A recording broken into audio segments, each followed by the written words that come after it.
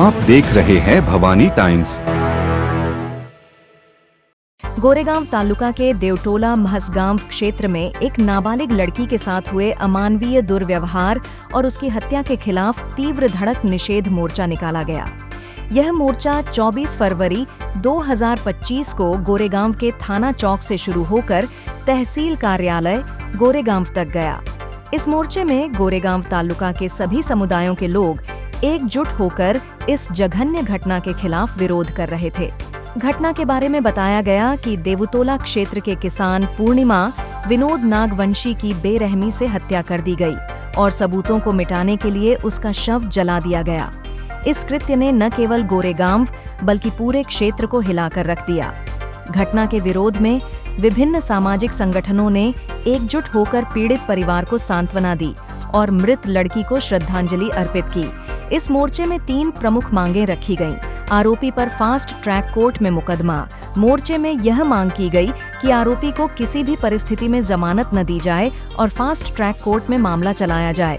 इसके अलावा आरोपी को फांसी की सजा देने की भी मांग की गई। पीड़ित परिवार को राहत। पीड़ित परिवार को 50 लाख रुपए की आर्थिक सहायता दी जाए और परिवार के एक सदस्य को सरकारी सेवा में नौकरी प्रदान की जाए। पीड़ित परिवार को सुरक्षा।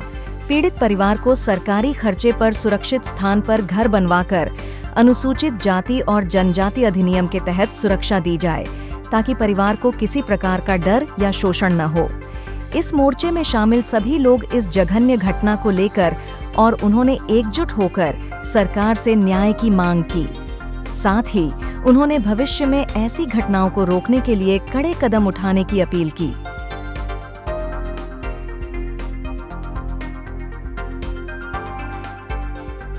आप इस मोर्चे में आए हो, शायद आप इस मोर्चे के संयोजक रहे हो। मैं आपसे जानना चाहता हूँ कि जो हत्याकांड हुआ, जघन्य हत्याकांड, इसके बारे में आपने क्या क्या निवेदन दिया तथा आपकी क्या अपेक्षा है? पौर्णिमा विनोद नागवंशी यांच्या निषेध करण्याकरिता ज्या निर्धारांनी जो कर्तव्य केले त्याबद्दल तहसील धडक मोर्चा करण्यात आलेला होता। आता या ठिकाणी आम्ही तहसीलदार महोदय यांना निवेदन दिलेलं आहे।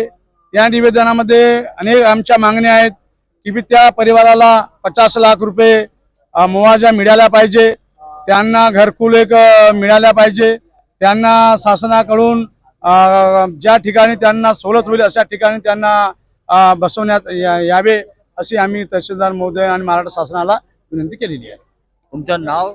राजू भेलावे, पीपल्स रिव्यू पक्षाचे जिल्ह्याचे अध्यक्ष।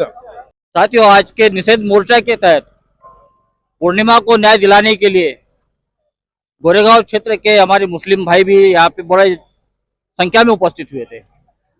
इसी के तहत इस मोर्चा के प्रमुख संयोजक में से ये कुछ हमारे साथ में व्यक्ति खड़े हैं, तो जानना चाहेंगे। भाई साहब, पहले आप अपना परिचय दीजिए, साथ में इस मोर्चे के बारे में क्या आपकी? मेरा नाम सलीम खां पठान, रजा मस्जिद घूटी सदर।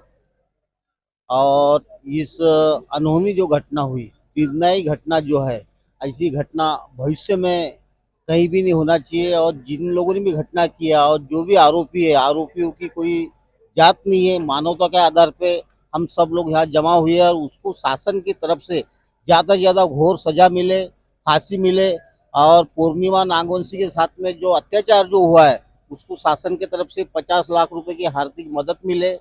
उसको उनके परिवार वाले के जो बचे हुए लोग हैं उनको पढ़ाई लिखाई का और उसको पुलिस संरक्षण मिले। और जो मकान की जो आर्थिक हमारे जो 2-3 जो मुद्दे हैं, मकान, वह उनके घर वालों को एक नौकरी मिले, ऐसी हम अपेक्षा अपने समाज की तरफ से करते हैं और इसकी घोर निंदा करते हैं। ऐसी घटना भविष्य में कहीं भी ना हो और जब ऐसी घटना होंगी तो हम रोड पे उतर के हम उसका घोर विरोध करेंगे।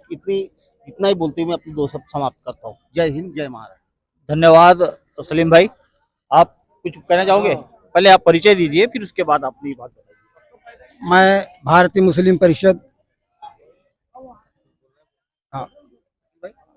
मैं भारतीय मुस्लिम परिषद का विदर्भ अध्यक्ष होने के नाते मैं इस कुमारी पौर्णिमा विनोद नागवंशी इसकी जो हत्या, निर्गुण हत्या की गई, और जिसने भी हत्या की है वो एक अमानवीय घटना को अंजाम दिया, उसने शर्मसार करने वाली है।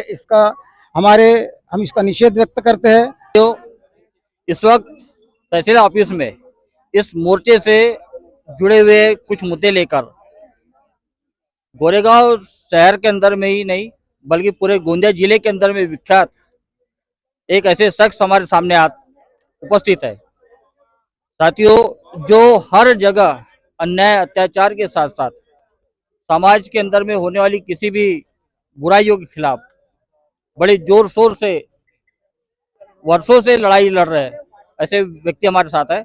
मैं उनसे भी जानना चाहूंगा कि इस मोर्चे के ये दुर्दैवी घटना अगर बोले हम जो गोंदिया तालुका में हुई ऐसी पहली घटना है, इसके बारे में भी हम जानना चाहेंगे कि आपका मत क्या थे और आप जो मोर्चा निकाले थे उसके बारे में भी तहसीलदार से समाधानकारक बात हुई या नहीं हुई, इसके भी बारे में बताइए, संक्षिप्त में बताएंगे 1 मिनट के अंदर। आज का मोर्चा विशेषकर गैर राजनीतिक मोर्चा है, एक सामाजिक संगठनों का यह मोर्चा है।